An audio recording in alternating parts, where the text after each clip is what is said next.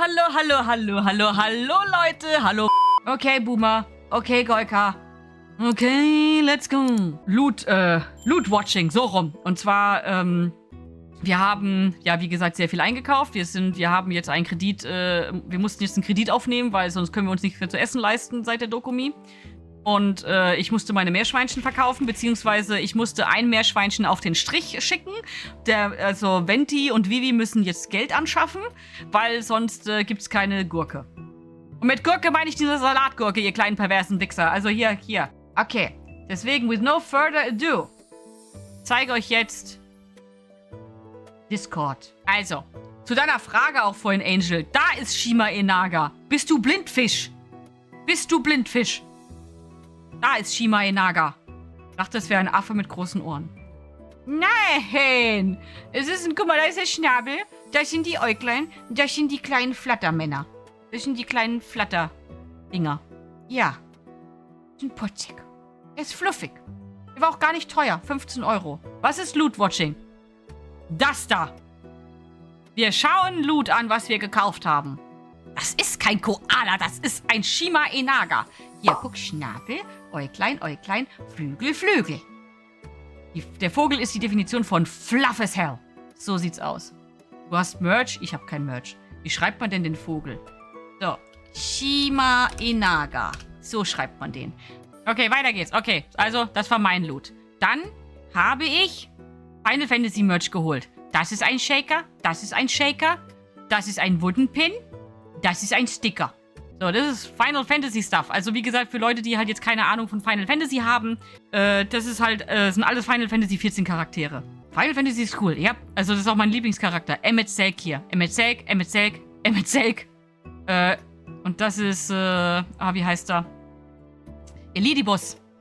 Chocobo-Stuff habe ich ganz selten nur gesehen. Also da war wirklich wenig, es war wenig Final Fantasy Merch. Das muss ich sagen. Und ich habe wirklich die Augen danach gehalten. Das ist so, das ist richtig geil. Das sind Shaker Charms, also Shaker Charms, die kannst du schütteln. Und das sind Sardinen in der Dose. Das sind Sardinen in der Dose. Sehr, sehr schön. Und da ist ein Fisch in der Dose. Do not disturb. Hoffentlich riechen die Schüssel eigentlich auch noch nach Fisch. Ich könnte Fischspray drauf machen. Das wäre aber eine geile Idee. Hast doch Zeit? Okay. Also sehr, sehr putzig. Also ich wollte die unbedingt haben. Ich habe ja die App halt gehabt. Sofort abgespeichert. Sofort genommen. Also richtig süß. Das ist zwar vom Shenpai-Stand. Shenpai ist eine, ich nenne es jetzt mal eine PNG-Tuberin. Ist eine Deutsche, streamt aber hauptsächlich nur Englisch. Und Final Fantasy 14 Content. Ist eine sehr gute Final Fantasy 14 Spielerin und die malt halt auch verdammt gut und hat sie alles hier gemalt. Ein Baby-Secret, eine Gurke, richtig, ein Devil Joe und ein Nakaguga. Nakaguga? Ah, ich habe den Namen gerade vergessen, sorry. Und das sieht man jetzt leider hier nicht so gut. Das ist der Warrior-Pin, weil mein Main-Charakter ist ja ein Warrior, wie sie. Ihr Voxer, also ihr OC ist auch ein Warrior und richtig cool. Das war mein Find of the Day.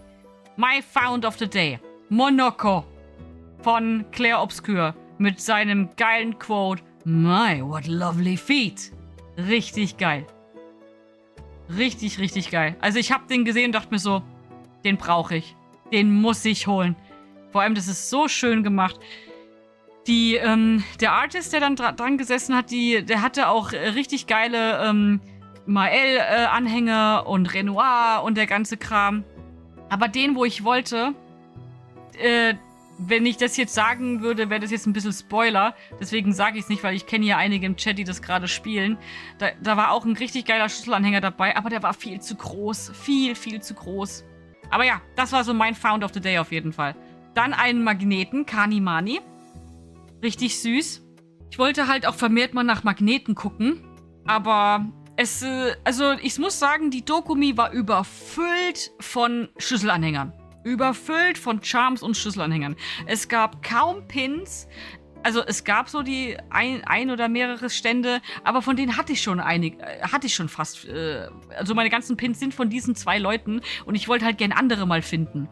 Und Magnete habe ich halt wirklich sehr, sehr selten gesehen. Und ich habe den gesehen, dachte mir so, ja, Kanimani, ich mag das Krokodil und go. Richtig, richtig nice. So. Oh, das war auch ein super Found. Von Katzenjammerpins. Kann ich sehr empfehlen. Das ist eine wunderschöne Eater-Bag, die man upgraden kann mit einem Rucksack. Also man kann noch bei Katzenjammerpins einen Rucksack kaufen. Richtig, richtig geil. Aber ich habe so die Farbe gesehen. Ich glaube, sie hatte auch noch Orange da. Also so hier ist so schönes Golka-Orange, was ich halt hatte. Aber ich dachte mir, nee, ich brauche das Rot. Und es ist so eine schöne kleine Tasche. Danke, die fühlt sich ganz weich an. Also eigentlich hätte ich noch ein Bild von innen drin machen müssen. Und das seht ihr auch schon hier. Monoko ist schon hier schon drauf. Und dann hier der eine Shaker, mein Ästchen-Shaker. Und also richtig, richtig. Also ich könnte hier unten ja auch nochmal was dranhängen. Aber ja, ich brauche halt Pins, verdammt nochmal. Was war das teuerste? Das teuerste war von Seelengeier tatsächlich. Diese Tasche hier hat 60 € gekostet. Ich weiß nicht, 60 oder 65. Ich glaube 65. Ich weiß es gerade nicht mehr. Auf jeden Fall ist es super verarbeitet. Es ist schön sturdy, also richtig, es ist nicht flimsig. Die Inlays kannst du alle nachkaufen, auch in verschiedenen Farben. Also sehr, sehr schön. Leider konnte ich von dem, was Seelengeier gekauft hat, kein Bild machen, weil das erst gedruckt werden und dann hierher geschickt werden muss. So, aber ja, wie gesagt, 60 € gibt es in allen möglichen Farben. Katzen, warte mal, ich mache jetzt mal dreckig Werbung hier. Katzenjammerpins. Hat, glaube ich, eine Homepage, hat auf Instagram, ist, glaube ich, auf Twitter. Also, könnt ihr mal reinschauen. Ist wirklich hübsch. So, ja. Wer ist das? Ich war bei der lieben Emi. Hab mir ein Sticker-Sheet gekauft, einen kleinen Derp-Sticker und ein Autogramm. Hinten ist das Autogramm. Habe ich es leider nicht abfotografiert. Das war so süß. Ich habe sie nämlich dann so gefragt, als ich dann bei ihr war. Emi, was kannst du denn empfehlen? Was kann man denn bei dir, was sollte ich denn bei dir kaufen? Und dann hat sie so gemeint, könntest du den Sticker-Sheet hier kaufen? Ich habe den vergessen auszustellen und den hat noch keiner gekauft. Und ich so, ja, dann sind wir die Ersten, die den jetzt kaufen. Sehr, sehr schön. Wunderschönes Design, also richtig süß. Vor allem das hier gefällt mir. Also, warte, hier, das Design gefällt mir. Und wenn ich so das Sushi sehe, habe ich auch mega Hunger gerade. Emi war so ein Knuffi. Ja, Emi war zuckersüß. Ach Gott. Ach Mann, es tut mir so in der Seele weh, dass ich es am Samstag nicht nochmal gepackt habe, zu ihr hinzukommen, weil es war keine Zeit. Und sie war ja ständig die Stange. Man gönnt sie ja jeden Artist, der da war, dass die Stange so groß war. Aber du kamst ja gefühlt nirgendwo ran. Wunderschönes Design. Also sehr, sehr schön. Muss ich dann auch noch aufhängen. So. Next. So, das ist jetzt Seelengeiers Loot. Und zwar, Seelengeier ist ein absoluter Hololive-Fan. Ist es Hololive oder Hoyoverse? Hololive ist, genau, Hololive, genau. Hoyoverse ist Genshin und Zenless Zone Zero und der ganze Kram. Hololive sind die VTuber. Rappa! Und zwar, Seelengeier ist ein Mega-Fan von Gargura. Das ist die hier. Das ist die kleine hier. Hat leider ja letztes Jahr aufgehört. Und ist dann wiedergekommen als Indie-VTuber Sameko Saba. Das ist das hier. Und das ist richtig süßer Charakter auf jeden Fall. Und er mag Mumei. Das ist auch, wie gesagt, ein Hololive-VTuber. Ach Gott, jetzt drehen sie wieder alle durch hier. So, und ja. Und die hat immer so eine Catchphrase. Paperboat. Paperboat. Paperboat. Paperboat. Paperboat. Ja. Und genau, und da gab es halt eine Gacha-Bag. Und eigentlich wollte ich da auch Gura ziehen. Für Seelengeier. Aber ich habe Kelly gezogen. Und ich mag auch Kelly. Bei dir ist sie ja eher Cheese. Ha. Also mein Oshi ist eigentlich Korone. Aber da habe ich nicht so viel, Merch gefunden. Leider nein. Und der Merch ist von B. Das ist vom B, die heißt B-Squid. B. Auf jeden Fall ist es der Rigger, der Artist, der auch von Arukori das Model macht. Und ich wollte eigentlich von Arukori einen Schlüsselanhänger holen, aber die waren alle ausverkauft.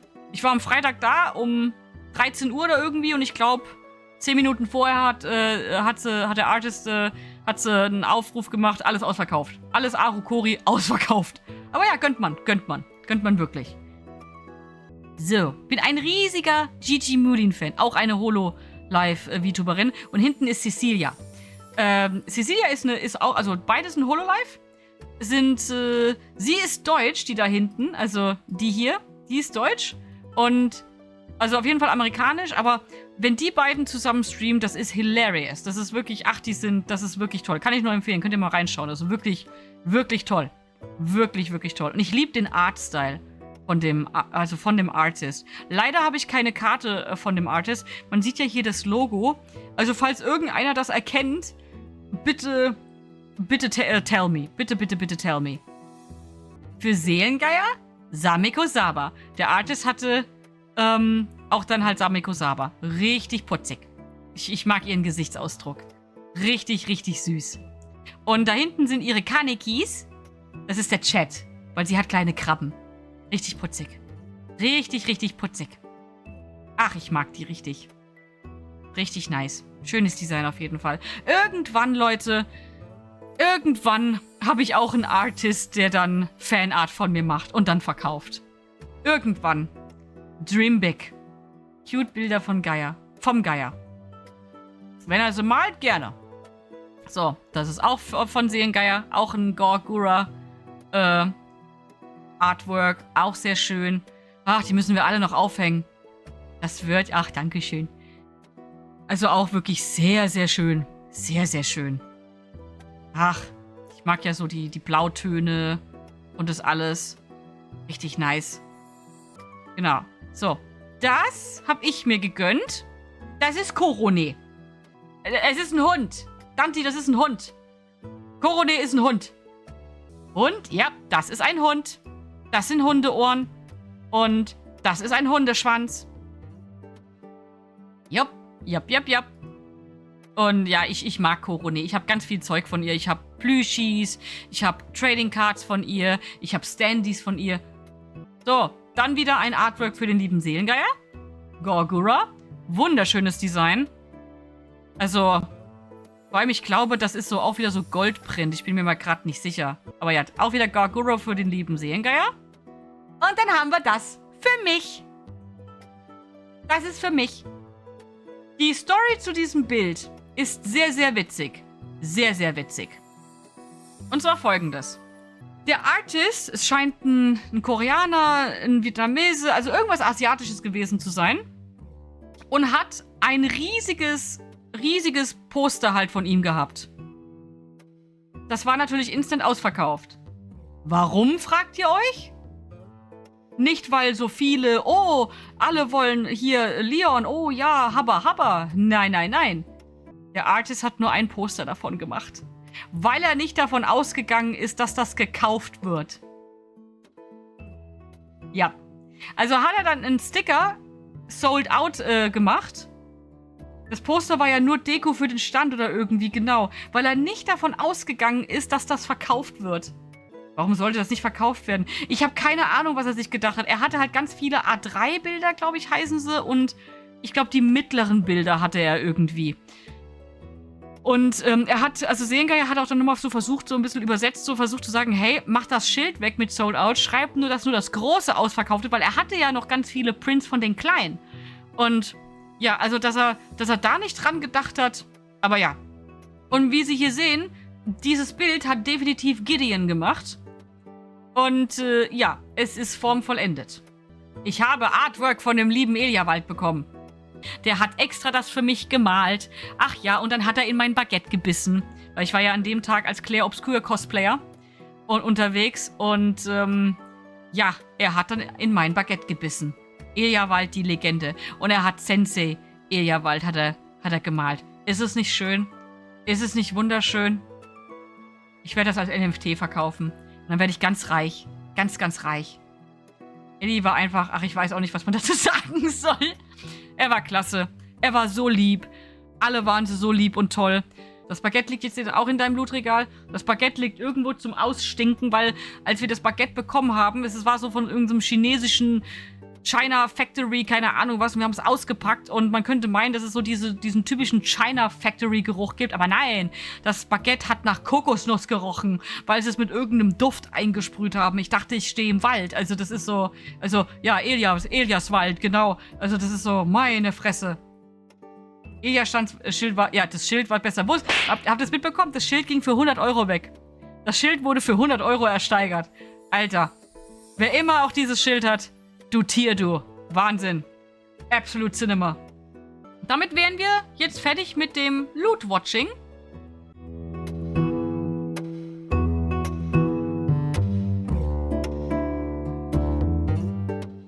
Vielen, vielen lieben Dank für die lieben Willkommensgrüße. Ja, ich bin wieder zurück. Einen Tag, also weitaus früher, als wir gedacht haben. Weil, ja. Wie fange ich an? Da ist er, der DJ. Hallöchen. Wir waren auf der Dokumi von Donnerstag bis heute. Donnerstag, weil wir einen Tag halt übernachten, damit wir gleich direkt vom Hotel zur Dokumi können, weil ich werde es mir nicht geben, Freitag morgens hinzufahren und dann, man kommt an, man ist in der Schlange, boom die Jada. Also ihr könnt es euch denken. Und ich sag mal so, am Freitag lief es schon, es lief gut, es lief sehr, sehr gut. Freitag, wie gesagt, lief sehr gut. Wir sind ich glaube um 10:30 oder 11:30 sind wir losgefahren. Viele werden jetzt sich wahrscheinlich jetzt die Hände über den Kopf schütteln und werden sagen, boah, warum seid ihr so spät? Also, ihr müsst doch da früher hin. Glaubt mir, die, wo früher losgefahren sind, die hatten genauso viele Probleme. Also, ja. Haben die, wo Golga gesehen haben, Fotos gemacht? Ich glaube, keiner hat mich erkannt, keiner hat mich gesehen. Ich habe sogar Anfragen gekriegt, wo mein Stand ist. Und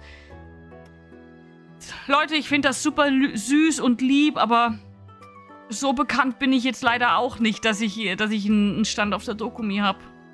Vielleicht nächstes Jahr, mal gucken. Aber ja, wir sind halt am Freitag, sind wir halt hin, lief alles gut und es war relativ voll.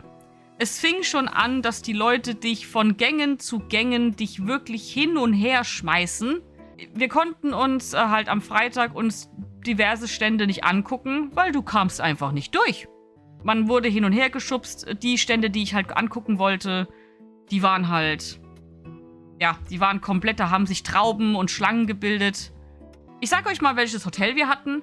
Wir hatten, ich denk, da gibt's ja da brauche ich ja kein Geheimnis drum machen. Wir hatten das, wie heißt das? Das Crown Plaza hatten wir in Neuss, glaube ich, war das. Das Crown Plaza in Neuss. Ein schönes Hotel, wirklich ein sehr, sehr schönes Hotel.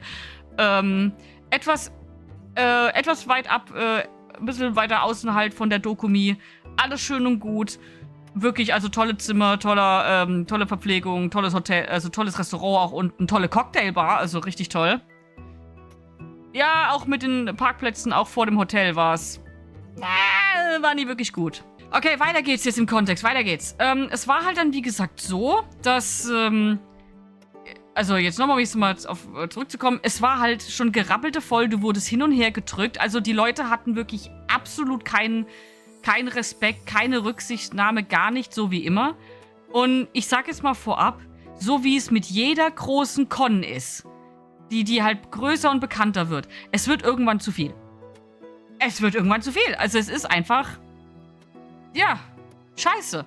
Also muss ich halt sagen, dann waren wir samstags da.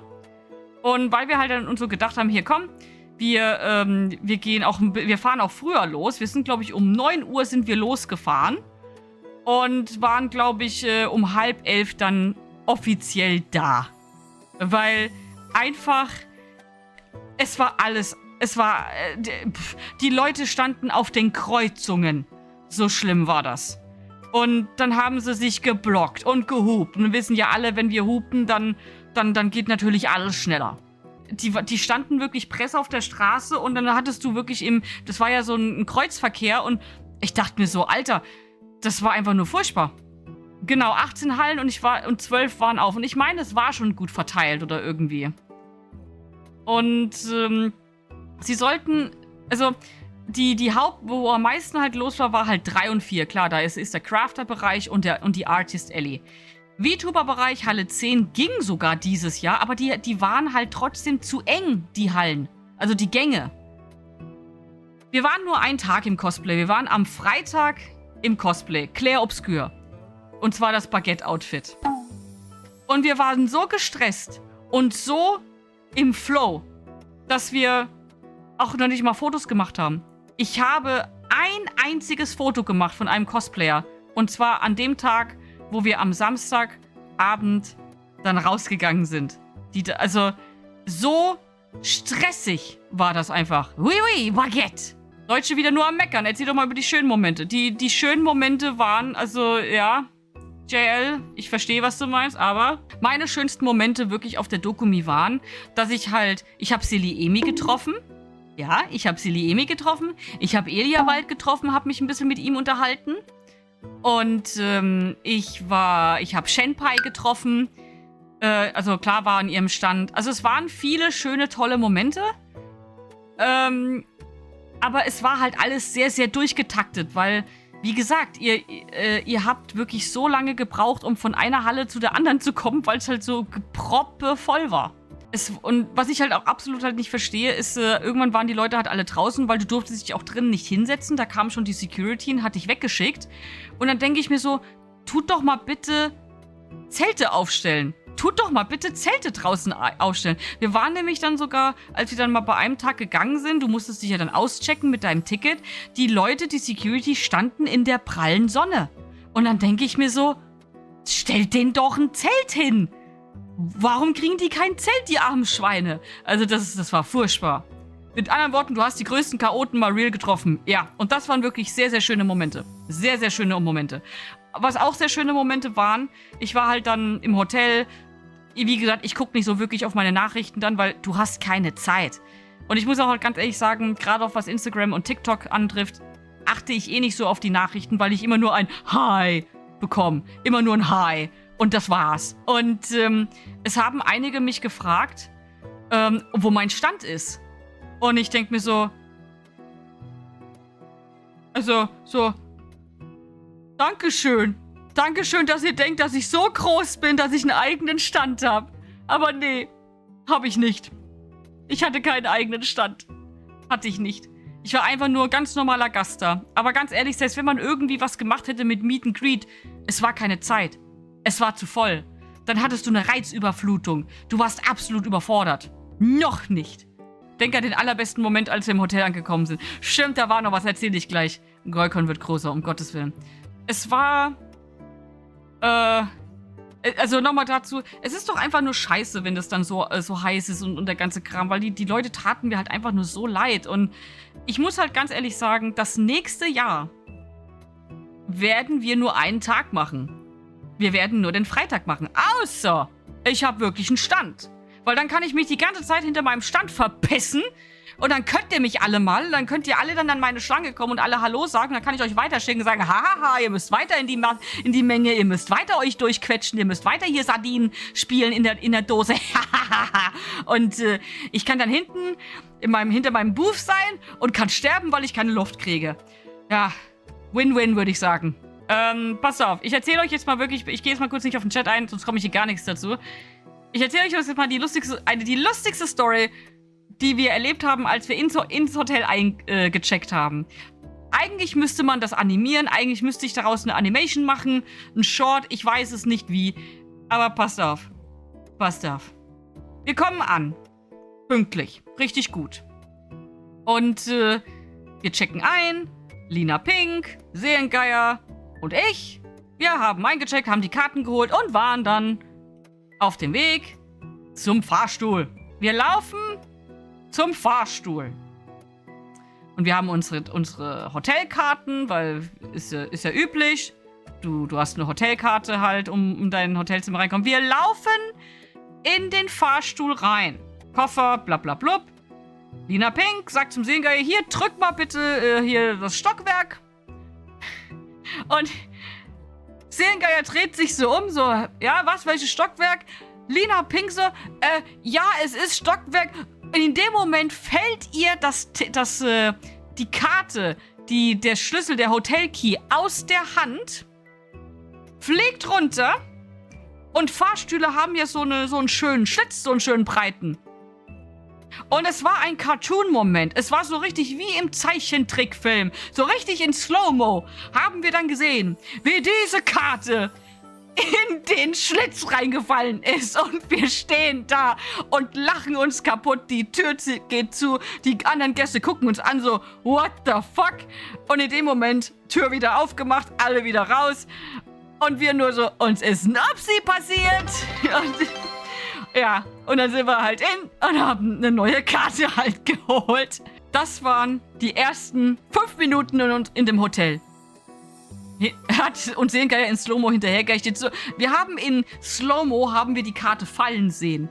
Richtig dumm gelaufen, aber diese Situationskomik, diese fucking Situationskomik war, das war einfach Zucker. Konntest du Emi treffen? Ich konnte Emi treffen. Ich konnte sogar glänzen. Ich konnte glänzen. Ich habe Emi gerettet. Ja, ich habe Emi gerettet am zweiten Tag. Pass auf.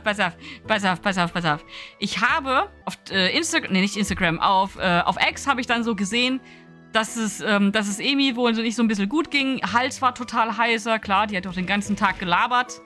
Und, die hatte halt übelst Halsschmerzen. Und dann habe ich ihr einfach halt ein Bild geschickt, weil wir hatten, ich hatte Gelo Revoice dabei. Weil einfach, finde ich halt super, das Zeug. Ist auch klasse, wenn du lang gestreamt hast oder irgendwas und du hast ein bisschen Halsschmerzen, nimm das Zeug. Und, dankeschön. Hi, Arko, was geht?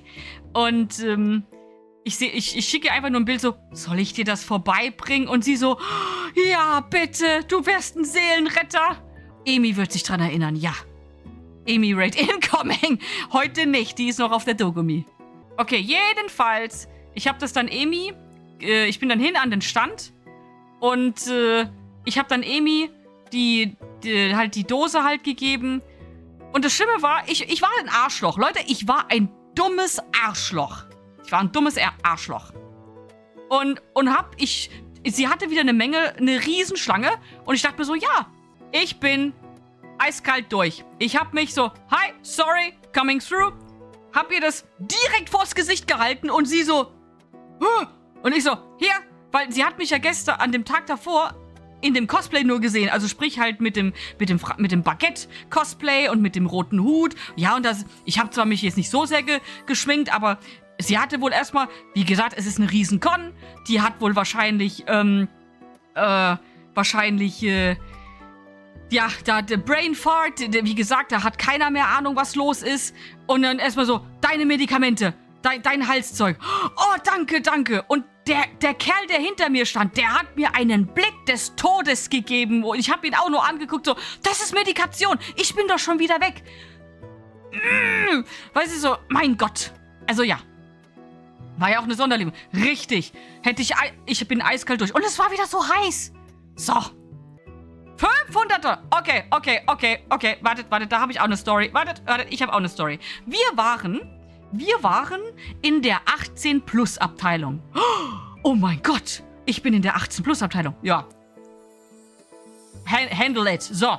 Und, wir waren halt dann so in der 18-Plus-Abteilung, weil Seelengeier und ich, wir wollten halt eine schöne, juicy Aero-Figur halt kaufen. Eine schöne, juicy Figur. Wir waren ja letztes Jahr in Japan, haben uns da eine schöne geholt. Und leider war der Kofferplatz etwas limitiert. Und das als Mael. Nein, da war ich nicht im Cosplay. Und ich bin dann so hin und hab dann sogar hier, ich suche halt so eine schöne Juicy-Figur. Haben auch welche gefunden. Das war so ein ganz schöner großer Stand. Und dann haben wir das so gesehen. Und da haben wir schon so schöne Figuren gesehen. Und da habe ich so gefragt, hier, was kostet denn diese Figur da? Und das war so eine schöne, ich nenne es jetzt mal Mami-Energie. Ich habe auch dann so zu dem Verkäufer gesagt, hey, ich suche so eine Figur, so ein bisschen mehr, nicht so übergroße Bubas, sondern so, was so eine schöne Pose hat. Und der hat mich eh schon angeguckt, als ob ich vom Mond wäre, wo ich mir dachte, so, Junge, ich glaube, du hast schon schlimmere Anfragen gekriegt. Also guck mich jetzt so blöd an. Von wem sollte die Figur sein? Ist mir scheißegal, Hauptsache sie sieht sexy aus. Dann habe ich halt so diese eine Figur gesagt, ey, hol die mir mal bitte raus, was kostet denn die? So, der holt die raus. 500 €. Lasst es euch auf der Zunge zergehen.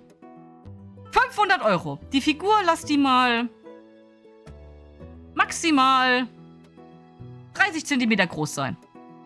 Komm, mach mal 40. 30, 40 Zentimeter.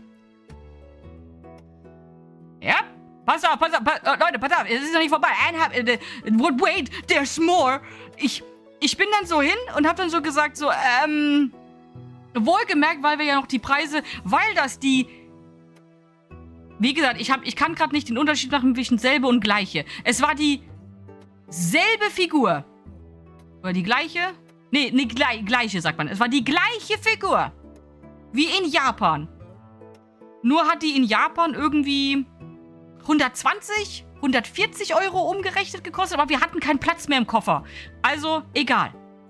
Wir haben die Preise im Kopf gehabt und dachten so, boah, bin dann zu ihm hin und hab gemeint, ey, das ist schon ein bisschen arg. Habt ihr auch welche unter 200? Ey, der guckt mich an, als ob ich gerade sein Erstgeborenes geschlachtet hätte. Ich weiß es nicht. Was? Also unter 200 finden Sie hier gar nichts. Sie sind hier in der Ü18-Abteilung. Und ich wollte schon sagen, Digga, nur weil jetzt Ü18 ist jetzt gleich eine Null mehr dran? So bist du bescheuert? Und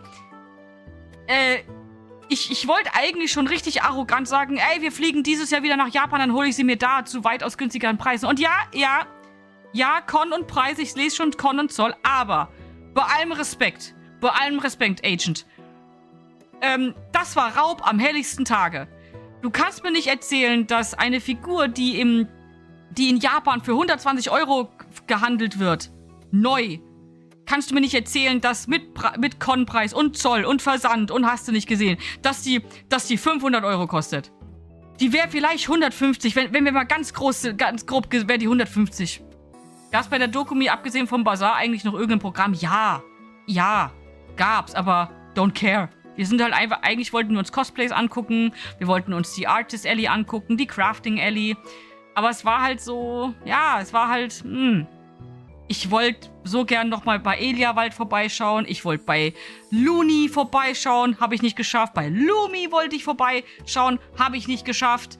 Weil es halt einfach proppevoll war. Also, jetzt nochmal hier eine grobe Zusammenfassung. Dokumi, die war schön. Sie war schon letztes Jahr, fand ich sie etwas grenzwertig an den Besuchern. Und dieses Jahr war es ja noch mehr. Freitag war okay, fing aber leider dann halt schon an mit dem Gerempel und man konnte sich keine Stände angucken. Und das war halt, ja, okay. Ich habe die Sachen gefunden, die ich finden wollte, weil deswegen gibt es ja extra die App. Man kann nicht wirklich planen, aber wenn ihr wirklich sagt, hey, ihr habt die und die Händler, die ihr unbedingt sehen wollt, guckt euch die App an, markiert die euch und dann, ja, und dann geht er halt straight hin. Lauft da straight hin. Rennt dann einfach. Geht dann dahin, wo ihr dann halt gucken wollt und holt euer Zeug. Weil auch, was ich auch so mitbekommen habe, die meisten, und wie gesagt, Leute, ich freue mich ja wirklich für die Verkäufer, für die Seller und der ganze Zeit. Ich freue mich wirklich. Aber gefühlt waren ja fast alle Shops schon nach einem Tag, also der Freitag, alles ausverkauft. Und dann denke ich mir so, ja Gott, das ist scheiße, aber gut, was willst du machen? Wie gesagt, ich habe dann die Emi und den Eliawald und Senpai habe ich dann am nächsten Tag dann kennengelernt, war alles super. Der Eliawald war so lieb und so charmant, ohne Scheiß. Also live ist der, also wenn du dem wirklich vor dem stehst, der ist so lieb. Am nächsten Tag, wie gesagt, kam dann halt das Drama mit dem Auto. Die Kreuzungen waren komplett quer, also vollgestanden. Die Leute standen in den Kreuzungen. Die Polizei kam, hat uns dann auf einen anderen Parkplatz umgeleitet, wo wir mega angepisst waren, weil unsere Freunde, die hinter uns gefahren sind, die durften wieder auf den anderen Parkplatz, was weitaus besser ist. Da war schon unsere Laune im Keller. Wir sind angekommen, sind gerade losgelaufen zur Bushaltestelle. In dem Moment fängt es an zu pissen wie Sau. Ich natürlich habe meine Ersatzshirts vergessen. War richtig scheiße. Wir kamen rein. Und das Erste, was wir uns wirklich vorgenommen hatten, wir rennen jetzt zu Senpai, weil wir hatten Senpai am Freitag nicht gesehen. Und wir haben dann nur noch das gemacht, wirklich hier, das will ich sehen, das will ich sehen, das will ich sehen. Wir hatten wirklich einen festen Plan.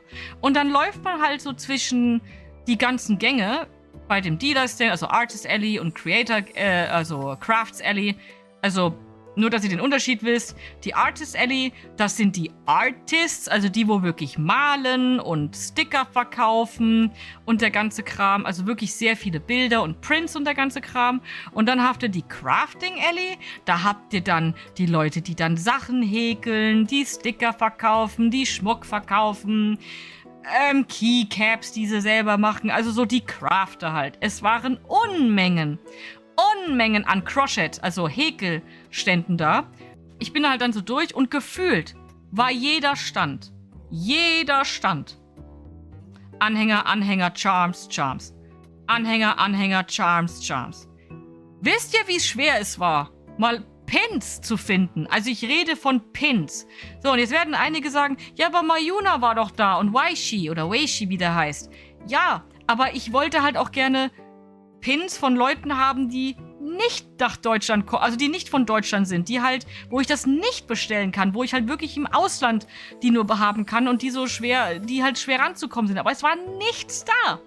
Es war nichts da.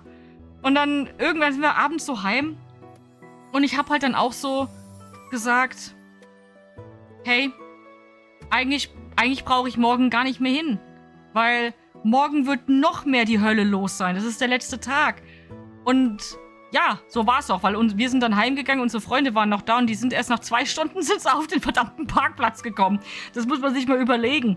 Ich will jetzt nicht die Dokumi so sehr bashen. Die Dokumi ist wirklich schön. Also die VTuber-Ellie, die war weitaus besser. Die Organisation, es war ein flüssiger Durchgang. Du hattest keine Warteschlange, als du reingegangen bist. Also es war wirklich ein Stop and Go. Es war wirklich gut. Aber ich muss halt ganz ehrlich sagen, für mich, da müssen wir dann mal gucken, langt, glaube ich, nächstes Jahr nur 1 Tag. Außer ich bin selber Händler. Aber ja, es ist halt, wir wollen auf jeden Fall nächstes Jahr nur 1 Tag machen. Wie gesagt, für die Leute, die das machen können, wenn die Dokumi dein einziges Event ist für dieses Jahr, dann go for it. Macht die 3 Tage, holt euch das Hotel, holt euch das und so weiter und so fort. Aber ich will jetzt gucken, dass wir nur noch kleinere Cons machen oder viele kleinere Cons, weil es ist halt einfach sehr, sehr anstrengend und du gibst so viel Geld aus, es war alles überteuert. Bei manchen Preisen denkst du dir, ja, ist verständlich, weil Materialkosten und der ganze Scheiß, aber bei anderen dachtest du dir so, ja, das ist Raub am helligsten Tage, das muss jetzt nicht sein, du hast jetzt nur die 0 dran gehängt, weil jetzt Dokumi ist und das kann halt echt nicht sein. Fazit gut, aber hätte günstiger und weniger stressig sein können. Ja, so sieht's aus.